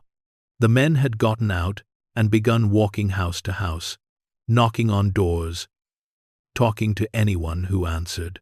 They're questioning everyone, Margaret had said. Looking for anyone who knew Theodore, anyone who might know about the house. Ruth, Walter had breathed. Ruth's going to tell them we were asking about Theodore this morning. Margaret's stomach had dropped. He was right. Ruth was suspicious of them already. When men in expensive SUVs showed up asking about Theodore Finch, she'd mentioned the new couple who'd suddenly developed an interest in the previous owner. We need to act, Margaret had said. Not later. Now. We need to make a decision. What decision? They already suspect us. Once Ruth talks to them, they'll be back, and they won't be polite about it. 1-7. Margaret had turned away from the window, her mind racing. 3 options. They'd had 3 options from the beginning, and now they were out of time to carefully consider them. Option 1. Keep the money. Try to disappear with it. Somehow spend it without drawing attention. Impossible. They had no way to move $275 million. They couldn't open bank accounts, couldn't transport gold bars, couldn't cash bearer bonds, without raising red flags everywhere. And even if they could, where would they go? How would 2 72-year-olds with health problems and no resources run from professional killers? Option 2. Give the money to the men in the SUVs. Tell them everything. Show them the hidden room. Hand over Theodore's fortune in exchange for being left alone. But men like that didn't leave witnesses. They didn't make deals with elderly people who'd stumbled onto secrets. They eliminated problems. Margaret and Walter would end up buried in the desert next to wherever Theodore was buried. Option 3. Turn it over to the authorities. But which authorities? Local police in a town of 93. The FBI, which might still have people compromised from the original investigation. State police? And what if they weren't believed? What if they were accused of stealing it themselves? Margaret had looked at Walter, at the resignation starting to cloud his eyes, at the defeat settling over his shoulders. They'd survived so much together, lost their son, lost their health, lost their home, been reduced to living in a truck behind a church, clawed their way back to this small house in this dying town. And now they were going to lose again, because the world was full of powerful people who destroyed anyone in their way. No, she'd said aloud. No what? No? We're not giving up. There's a 4th option. What 4th option? Margaret had moved to the small table where Walter had left their notebook, the one where they'd documented everything in the hidden room. She'd picked up the pen and started writing. We fight, she'd said. We use what Theodore gave us the way he meant to use it. We finish what he started. Margaret, we can't fight these people. We're not equipped. We have $275 million and evidence that can send them to prison, she'd interrupted. We have power. We just need to be smart about how we use it. Walter had watched her write, hope and fear warring on his face. What are you doing? Making a list. Everyone we need to contact. Real FBI agents, ones we can verify. Journalists, lawyers, politicians who weren't involved in the original cover-up. We're going to expose everything. All of it. Every document Theodore hid. Every dollar he traced. We're going to make it so public, so loud, that killing us would be pointless because the truth will already be out. They'll come after us the moment we start making calls. Then we make all the calls at once, simultaneously. We can't be stopped if we're moving fast enough. Walter had sat down heavily. This is insane. This is survival, Margaret had corrected. We don't get to choose safe anymore. Safe doesn't exist for us. We either fight or we die. I'd rather die fighting. A knock had interrupted them. They'd frozen, looking at each other. Another knock, more insistent. Walter had opened the door to find Ruth standing there. Her face grim. They're asking about you two, she'd said without preamble. Those men, asking about the new couple who showed up and started asking questions about Theodore Finch. Asking how you ended up with his house. Asking if you've done any renovations, any work on the property. What did you tell them? Margaret had asked. I told them you two were broken, that you barely had enough energy to survive the heat, let alone renovate anything. I told them you asked about Theodore, out of curiosity. Nothing more. I told them to leave you alone. Margaret had felt tears prick her eyes. Why would you do that? Ruth's expression had softened slightly. Because I've seen enough desperate people come through here to recognize the real thing. And because those men are the kind who don't ask questions unless they're planning to do something about the answers. Whatever you've gotten yourselves into, you don't deserve whatever they've got planned. Thank you, Walter had said quietly. Don't thank me. Get smart. Those men are staying at the motel in Copper Hills, 20 miles west. They'll be back tomorrow. Whatever you're going to do it tonight. She'd left before they could respond. Margaret and Walter had looked at each other in the fading light of their small house, decision crystallizing. They were out of time, out of options, out of everything except courage. We call the FBI tonight, Margaret had said. We tell them everything. We offer full cooperation in exchange for protection. We finish what Theodore started. Walter had nodded slowly. If we do this, there's no going back. Our lives will never be private again. Our lives stopped being private when we lost everything, Margaret had replied. At least this way, maybe we can help make sure it doesn't happen to someone else. Maybe we can give Theodore's sacrifice meaning. As the sun set over Dusty Springs and the desert cooled, and the stars began to emerge in their impossible numbers, Margaret and Walter prepared to do the hardest thing they'd ever done. Not survive, not endure, but fight. For themselves. For Theodore.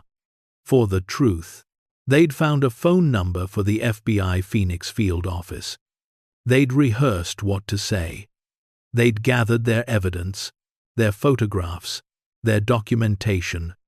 And when full darkness fell, and the men in the black SUVs were safely 20 miles away, Margaret had picked up their cheap cell phone and dialed.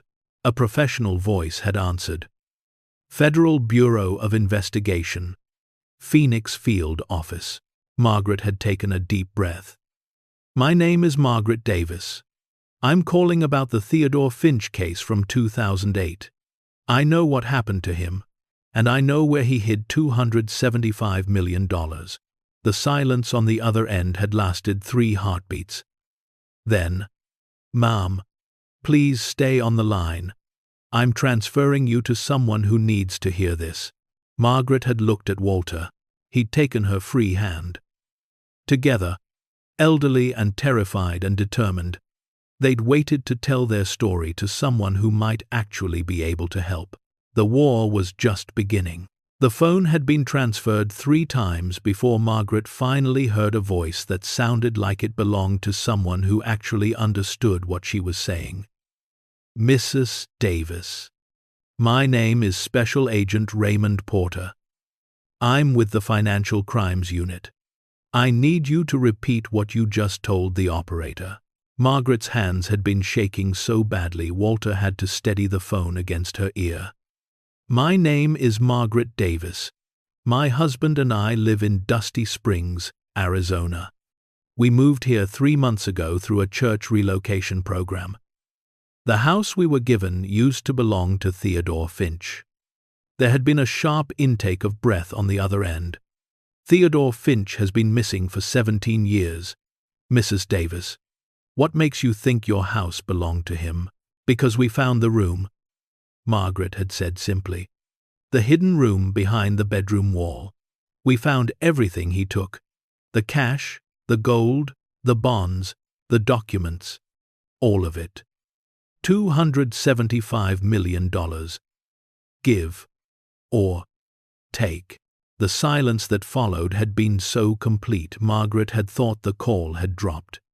Then Agent Porter's voice, very controlled, very careful. "Mrs. Davis, what you're describing would be evidence in a federal investigation. If this is some kind of hoax—" "It's not a hoax," Walter had interrupted, taking the phone from Margaret. "My name is Walter Davis. I'm a retired machinist. I spent 40 years measuring things down to the thousandth of an inch. I know how to count. I know what we found, and we need help, because there are men here looking for it, and we don't have much time." Agent Porter's tone had shifted. "What men? Are you in immediate danger?" 2 men in black SUVs showed up this afternoon, asking questions about Theodore Finch and our house. They didn't identify themselves as law enforcement. They offered money for information. They threatened us without making it sound like threats. They're staying in Copper Hills, but they'll be back tomorrow. "Describe them." Walter had described Jason and Marcus as best he could. When he'd finished, Porter had been quiet for a moment. "Mr. Davis, those men don't work for the FBI. Based on your description, they might be private investigators working for interested parties who'd rather this money stayed lost. You need to lock your doors, stay inside, and don't talk to anyone else tonight. I'm sending a team right now. They'll be there in 3 hours. How do we know we can trust you?" Margaret had asked, taking the phone back. "How do we know you're not part of whatever cover-up happened the first time?" It had been a fair question, and Porter had seemed to respect it. "You don't know. You're taking a leap of faith. But let me tell you something that might help. Theodore Finch was my case. I was a junior agent back in 2008, and his disappearance destroyed the biggest prosecution I'd ever worked on. It's haunted me for 17 years. If you really have what you say you have, if Theodore really hid evidence that can finally bring these people to justice, then I promise you on everything I hold sacred that I will protect you and I will see this through." His voice had broken slightly on the last words. Genuine emotion bleeding through professional composure. Margaret and Walter had looked at each other in their small house under the desert stars, making a decision that would change everything. 3 hours. Margaret had said. "We'll be waiting." $3. 3 hours. We'll be waiting. They'd spent those 3 hours in a state of suspended terror. Every sound outside made them jump. Every whisper of wind against the windows, sounded like footsteps. They'd packed a small bag with essentials, not knowing if they'd be taken away immediately, not knowing if they'd ever see this house again. Walter had wanted to go into the hidden room one more time, but Margaret had stopped him. "We don't touch anything else. We let the FBI document everything exactly as Theodore left it.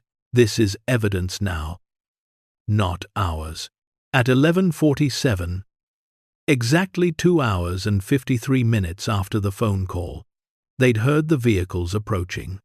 Not 2 this time, but 4. Large SUVs that rolled into Dusty Springs with deliberate speed, their headlights cutting through the darkness like searchlights.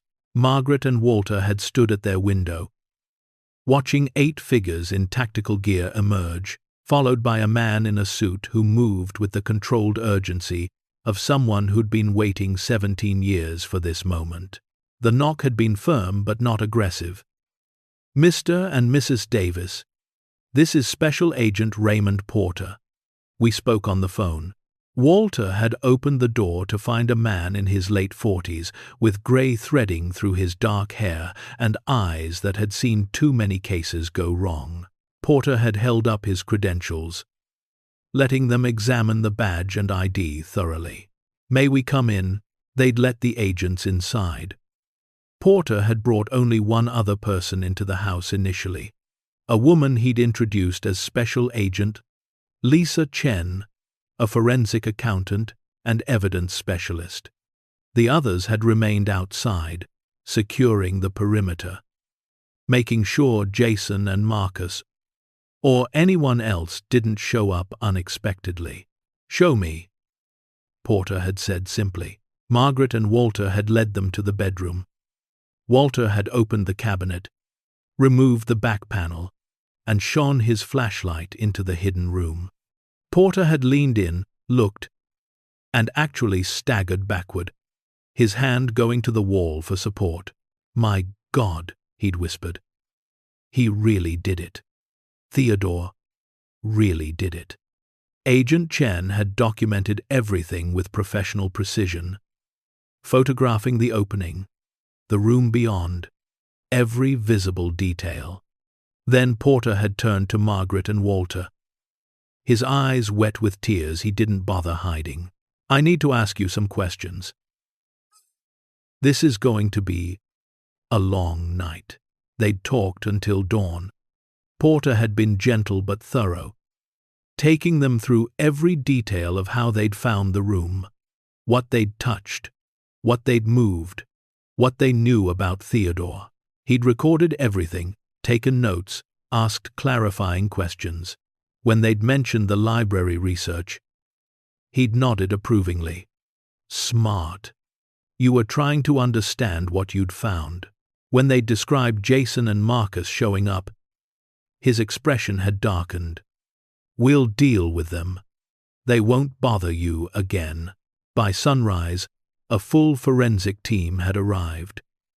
Specialists in everything from document analysis to financial crimes to trace evidence. They'd carefully removed every item from the hidden room, cataloging and photographing each one, treating the space like the archaeological treasure it was. Margaret and Walter had watched from their small living area as their house became a crime scene in reverse, evidence being carefully extracted to build a case rather than investigate one. Porter had stayed with them the entire time, explaining what was happening, what would happen next. "The evidence Theodore gathered is extraordinary," he'd said. "Bank records, wire transfers, recorded conversations. Everything we needed 17 years ago and couldn't use because our witness disappeared. With this, we can reopen the investigation. We can finally prosecute." "What about us?" Margaret had asked. "What happens to us?" Porter had been honest. "That's complicated. Legally, you found stolen property and evidence of federal crimes. Technically, you should have reported it immediately. But you did report it. Just took you a few weeks.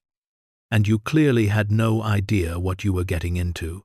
Will we be charged with anything? Not if I have anything to say about it. You're witnesses, not criminals. But there are going to be questions, depositions, possibly testimony. Your lives are going to be very public for a while. Walter had looked at their small house, at the life they'd built here on the edge of survival. Can we stay? Is this still our home? The house is legally yours. Porter had confirmed. The church program transferred the deed. Theodore's shell corporation dissolved years ago. The property went through tax sale. It's legitimately yours. But you need to understand, once this goes public, you're going to have attention. Media, curiosity seekers, possibly people who aren't happy about what you've uncovered. We'll need protection, Margaret had said. You'll have it. Full witness protection if you want it, or security here if you'd rather stay. Your choice. They'd chosen to stay. Dusty Springs was their home now, for better or worse. The investigation had moved with surprising speed. Porter had been true to his word. Within a week, the FBI had authenticated the evidence, traced the money, and begun building cases against everyone Theodore had documented. The bearer bonds were verified. The gold bars matched stolen shipment records. The cash serial numbers corresponded to bills that had gone missing during the original investigation. Everything checked out. Everything was real. The arrests had started 3 weeks after Margaret's phone call. Federal agents had executed simultaneous warrants across 4 states. Bank executives, lawyers, accountants, people who'd thought they were safe after 17 years, all taken into custody on charges of money laundering, racketeering, conspiracy, and obstruction of justice. The media had descended on the story like locusts on crops. Missing whistleblowers' hidden fortune found after 17 years. Elderly couple discovers $275 million in desert home. Biggest banking scandal revival in history. Margaret and Walter had done exactly one press conference, at Porter's request. They'd stood in front of cameras in Phoenix and told Theodore's story. Not their own, but his. The man who'd risked everything to expose corruption, who died alone in the desert trying to protect evidence that could bring down criminals. He was the brave one, Margaret had said into the microphones, her voice steady despite her fear. We just found what he left behind. If you're going to tell any story, tell his. Remember his name. Theodore Finch. He didn't have to care. He didn't have to fight, but he did. And he paid for it with his life. The press conference had been viewed millions of times. Theodore Finch had become a symbol, a reminder that ordinary people could stand against extraordinary evil. And the people who'd killed him, the people who'd hunted him, the people who'd profited from his silence, they were now facing justice. But there had been complications. Legal complications that Margaret and Walter hadn't anticipated. The money itself was evidence, yes, but it was also recovered assets. The government's position was clear. This was criminal proceeds that should be forfeited to the Treasury. Every dollar, every gold bar, every bond. Margaret and Walter would get nothing, except perhaps a small reward for their cooperation. That's when Ellen Rodriguez had entered their lives. Ellen was a federal whistleblower attorney who'd built her career protecting people who exposed wrongdoing. She'd contacted Margaret and Walter through Porter, offering to represent them pro bono. This is wrong, she'd told them at their first meeting. You two found evidence that had been lost for 17 years. You voluntarily reported it when you could have kept quiet. You're putting your lives at risk by testifying. Under the Whistleblower Protection Act, and the Asset Forfeiture Reform Act. You're entitled to a substantial reward. How substantial? Walter had asked. 20 to 30% of recovered assets is standard in financial crime cases. You found $275 million. You should receive somewhere between $55 and $82 million. Margaret had actually laughed. The number was so absurd it didn't feel real. That's impossible. It's the law. Ellen had corrected. You're whistleblowers by extension of Theodore Finch's work. Without you, none of these prosecutions happen. The government knows it. They're just hoping you don't know it. The legal battle had taken 8 months. The government had fought every step, arguing that Margaret and Walter were merely finders, not whistleblowers. Ellen had fought back with case law, precedents, and righteous fury. The judge, a woman named Patricia Sandoval, who'd spent 30 years on the federal bench, had listened to weeks of arguments. Finally, she'd ruled from the bench, her voice carrying the weight of decades of wisdom. The court finds that Mr. and Mrs. Davis, through their actions, continued the whistleblowing mission begun by Theodore Finch. They could have kept silent. They could have attempted to use the money for themselves. They chose instead to bring it to light, to cooperate fully with federal investigators, to testify against dangerous individuals. This court will not allow them to be penalized for doing the right thing. She'd paused, looking directly at Margaret and Walter. The government should be ashamed for fighting this. These people lost everything to a healthcare system that bankrupted them, were reduced to homelessness in their 70s, and when they finally caught a break, they chose justice over personal gain. That deserves recognition, not litigation. The ruling had been clear. Margaret and Walter would receive $17 million, representing 6% of the recovered funds, per established whistleblower reward guidelines. Additionally, the property in Dusty Springs would be deeded to them outright, free and clear, in recognition of their service to justice. $17 million. The number had hit Margaret like a physical blow. They'd sat in the courtroom, holding hands, while Ellen explained what it meant. They'd never worry about money again, never fear medical bills, never face homelessness, never have to choose between food and medicine. They'd survived. Against every odd, despite every loss, they'd survived. But that night, lying in their bed in the small adobe house that had started everything, Margaret had turned to Walter in the darkness. "We can't keep it all." Walter had been quiet for a moment. "I was hoping you'd say that. Theodore gave his life for justice.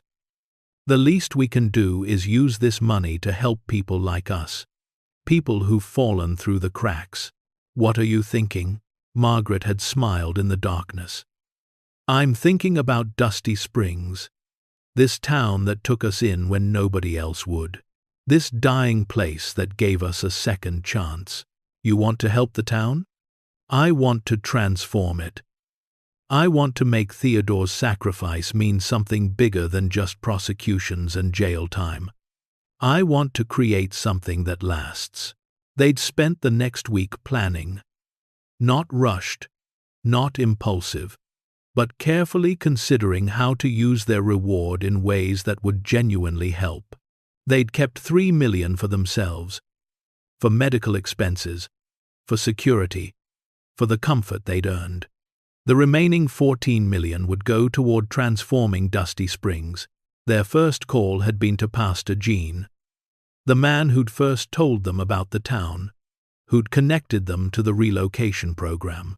"We want to set up a foundation," Margaret had told him. "Something that helps people who've lost everything. People like us." Gene had been speechless for a long moment. Then he'd started crying. For the next 2 hours, they'd talked about structure, mission, implementation. The Theodore Finch Foundation had been established within 3 months. Its mission was simple: provide emergency housing, medical assistance, and basic support to elderly Americans who'd fallen through the cracks. People who'd lost homes to medical debt. People abandoned by systems that were supposed to protect them. People like Margaret and Walter had been. But they'd done something else too. They'd invested directly in Dusty Springs, in the town that had been their salvation. The first project had been the medical clinic. They'd purchased and renovated an old garage building on the main street, transforming it into a small but fully equipped facility. They'd recruited a nurse practitioner named Sarah, who'd been looking for meaningful work away from corporate medicine. They'd stocked it with supplies, equipment, and a commitment to serve anyone who walked through the door, regardless of ability to pay. The clinic had opened on a Saturday morning 9 months after they'd found the hidden room. Half the town had shown up. Ruth had baked cookies. Even the hermits who never left their houses had come to see what the fuss was about. Margaret had cut the ribbon, her hands steady now, her voice strong. This clinic exists because a man named Theodore Finch believed ordinary people deserved justice. Because he sacrificed everything to expose corruption. His legacy isn't just prosecutions. It's this. It's care. It's community. It's proof that good can come from tragedy if we choose to make it so. The water infrastructure project had come next. Dusty Springs had been operating on a failing system for decades, with contaminated wells and unreliable delivery. Margaret and Walter had funded a complete overhaul. New wells drilled to reach cleaner aquifers, modern filtration systems, upgraded pipes throughout the town. It had taken 6 months and cost nearly $2 million. But when it was finished, every house in Dusty Springs had clean, reliable water for the first time in 30 years. People had cried, turning on their taps and watching clear water flow without the mineral taste, without the rust, without the worry. The school had been Margaret's passion project. Dusty Springs children had been bused to a school 40 miles away, spending 3 hours a day just traveling. Margaret had funded the renovation of an old community center into a proper K-8 school, hired 3 teachers, bought supplies and technology, and created scholarships for students continuing to high school. On the first day of classes, 12 children walked through the doors. It wasn't many, but it was a beginning. Margaret had stood at the entrance, greeting each child by name, watching their faces light up at having their own school, their own space, their own future.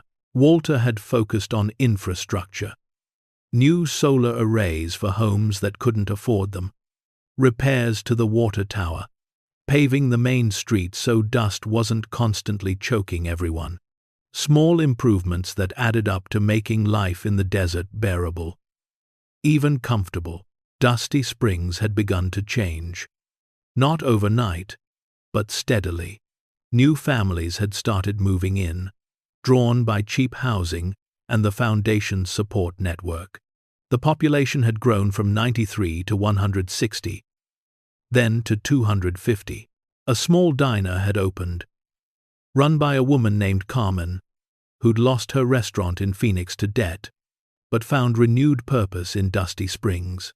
A mechanic's shop had followed, then a pottery studio run by an artist who'd been homeless in California and discovered he could make a living, creating functional art for tourists who'd started visiting to see the town that had been saved by angels.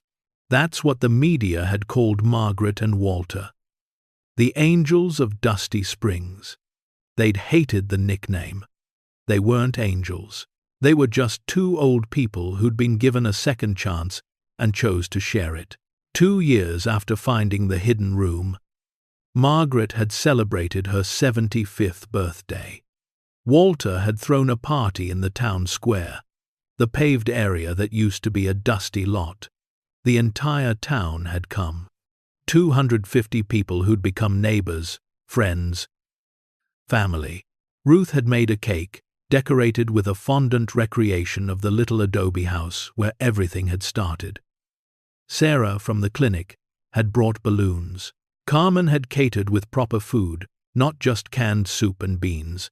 As the sun had set and the desert had cooled and people had laughed and eaten and celebrated, Margaret had asked for attention.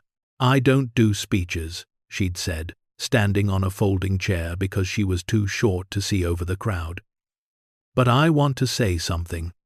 3 years ago, Walter and I arrived here with nothing. No money, no hope, no future. We thought we'd come to die quietly." She'd paused, looking at Walter, who'd smiled at her with eyes full of love. "Instead, we found a reason to live. Not because of money, though that helped, but because of you people. Because of Theodore Finch's sacrifice. Because of the chance to matter in whatever time we have left."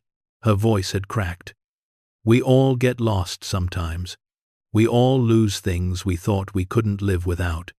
But we're not defined by what we lose. We're defined by what we do with what remains. By how we treat each other when everything's been stripped away. By whether we choose to build or break, to help or harm, to share or hoard." She'd raised her glass to Theodore Finch, who fought for justice, to second chances, to small towns and big hearts. To all of us still here, still trying, still believing something better is possible. The crowd had cheered. People had risen to their feet.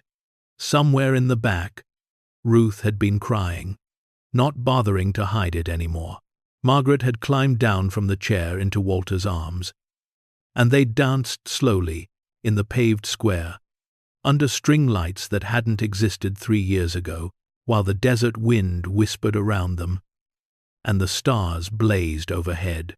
That night, lying in their bedroom, the one with the cabinet that had changed everything, Margaret had thought about the journey that had brought them here, the medical bills that had destroyed them, the foreclosure, the truck behind the church, the heat and dust and desperate poverty of those early days in Dusty Springs, the terror of finding the hidden room, the fear when the men in black SUVs appeared, the courage it had taken to call the FBI, and now this.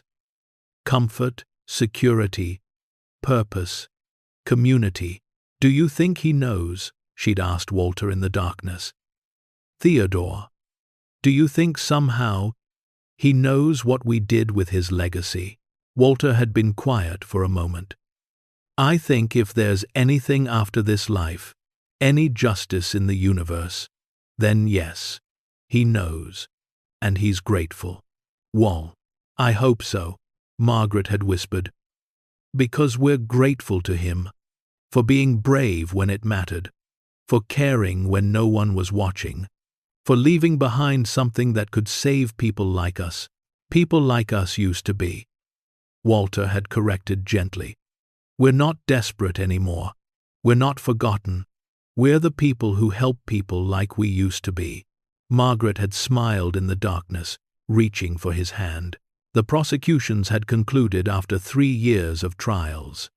Every person Theodore had documented, every executive who'd laundered cartel money, every regulator who'd taken bribes, they'd all been convicted. Sentences ranging from 15 years to life imprisonment. The trials had been covered extensively. Theodore Finch's name repeated thousands of times. His sacrifice honored, his courage remembered. The final trial had ended on a Tuesday in October, exactly 18 years after Theodore had disappeared. Agent Porter had called Margaret and Walter with the news. "It's done," he'd said, his voice thick with emotion. "Every single person Theodore identified has been held accountable. Justice delayed, but not denied. "Thank you," Margaret had said, "for keeping your promise, for protecting us, for finishing what Theodore started." "No," Porter had replied. "Thank you. You didn't have to come forward. You could have walked away, but you didn't. You gave Theodore's sacrifice meaning." After they'd hung up, Margaret and Walter had driven out to the desert, to the spot where the FBI had found Theodore's remains. A simple marker had been placed there, funded by the foundation. With an inscription Margaret had written, "Theodore Finch, whistleblower, hero, fighter for justice. You were not forgotten. Your sacrifice mattered. Your courage changed lives. Rest in peace knowing your mission was completed." They'd stood there in the late afternoon sun, two elderly people who'd stumbled into a dead man's fight and chosen to finish it. "We did it," Margaret had whispered. "Theodore, we did it." The wind had whispered through the scrub brush, carrying the scent of creosote and possibility. 3 years after finding the hidden room, Walter had died peacefully at age 78, in his sleep during a cool desert night. Margaret had found him in the morning, looking peaceful, a slight smile on his face. She'd held his hand and whispered, "Thank you for 54 years. Thank you for every single day." His funeral had filled the new community center and spilled out into the street. The entire town had shut down. People had come from across the state, lives touched by the foundation, families helped by Theodore's legacy. Margaret had stood at the pulpit, dry-eyed and steady. Walter Davis was an ordinary man who did extraordinary things when circumstances demanded it. He didn't seek heroism. He didn't want fame. He just wanted to do right by people, to help where he could, to leave the world slightly better than he found it. She'd paused. He succeeded. Margaret had lived 4 more years after Walter's death. She'd spent those years expanding the foundation, writing letters to the people they'd helped, ensuring everything was structured to continue long after she was gone. The foundation now had a permanent endowment of $30 million, grown through careful investment, enough to help hundreds of people annually, forever. On her 82nd birthday, exactly 8 years after finding the hidden room, Margaret had returned to the little adobe house one final time. The foundation now owned it, using it as a training center for their housing program and a museum dedicated to Theodore Finch's legacy. She'd walked through the familiar rooms, touching walls that had witnessed such transformation. She'd stood in front of the plaque, honoring Theodore. And finally, she'd opened the cabinet one more time, looking at the space where the back panel had been, where a gap had led to a room full of secrets and possibilities. "We did it," she'd whispered. "Theodore, Walter, we finished what you started. We turned tragedy into hope. We transformed loss into legacy. We proved that ordinary people can do extraordinary things if they refuse to give up." That night, Margaret had passed away peacefully at the medical clinic she'd helped build, surrounded by Sarah, the nurse practitioner, who'd become like a daughter, and by Ruth, who'd been suspicious of her once, but had become her closest friend.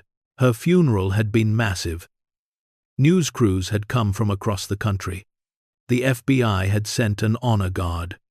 Agent Porter, now retired, had delivered a eulogy that left hundreds weeping.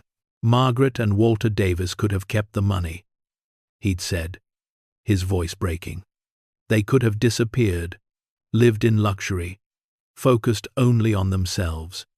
Instead, they chose to honor a man they'd never met by continuing his mission of caring for others. They turned a hidden fortune into hope. They transformed a dying town into a thriving community. They proved that wealth isn't measured in dollars, but in lives touched, in problems solved, in futures secured. He'd paused, looking out at the crowd. They showed us that it's never too late to matter, never too late to fight, never too late to choose courage over comfort, justice over safety, purpose over survival. They were heroes not because they found money, but because they understood that money meant nothing unless it was used to help others. The Theodore Finch Foundation continued.